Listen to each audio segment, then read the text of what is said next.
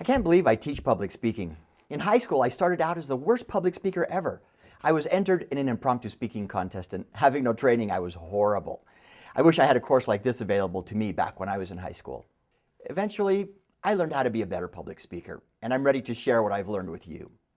I went from being a terrible speaker to winning college scholarships and trophies for both speaking and debate. Speaking in public paid for my college education, and since I'm a teacher, I've made a living by speaking in public for over 30 years now. I know I can help you become a better public speaker, and we'll have fun in the process. Learning to speak in public is one of the greatest talents anyone can master, but the fear of public speaking often keeps people from pursuing the satisfying ability. This Dilbert cartoon illustrates the point perfectly.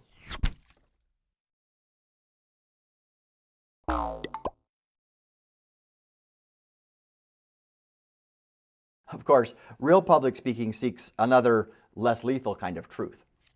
When a speaker delivers a powerful message and is perceived by the audience as truthful, real change can take place, in individuals and in society. Public speaking is one of the ways we share our ideas with others, and good public speakers are some of the most influential people in the world. The power of public speaking can be traced back to the famous Greek philosopher Socrates, who lived from 469 to 399 BCE. Though he never wrote down his own philosophy, his student Plato recorded his ideas. Socrates was one of the first to question how we are persuaded, and some of his ideas were the basis for Western philosophy. As we study his ideas about truth, think about how you can use these new ideas to help you communicate your truth. The nature of truth and other ideas discussed by Socrates were so powerful and different than what had been taught before that these ideas have survived to this day. Plato, who was heavily influenced by Socrates, used what has come to be called the Allegory of the cave to explore what is meant by truth.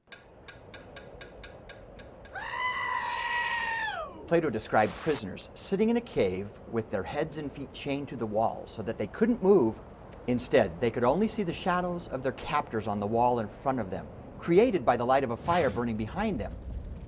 Since that environment was all the prisoners had ever known, the Greek philosopher Socrates, as portrayed by Plato, explained that according to their version of truth, the shadows were real and alive. Eventually, one of the prisoners broke free and moved up and out of the cave, where he realized that the shadows he had seen before were not really alive at all. Socrates said the prisoners believed the shadows were real, since that was the only experience they could reference. However, when one prisoner became free, he gained more knowledge and saw the flaw in his previous way of thinking. In public speaking, what we once believed to be true may only be a shadow of the truth. You may think you can't be a great public speaker. I know another truth. You can. So one of the first things we'll examine in this course is how Socrates believed truth was communicated by public speakers. The teachings of Socrates were preserved by Plato, who was later the teacher of Aristotle.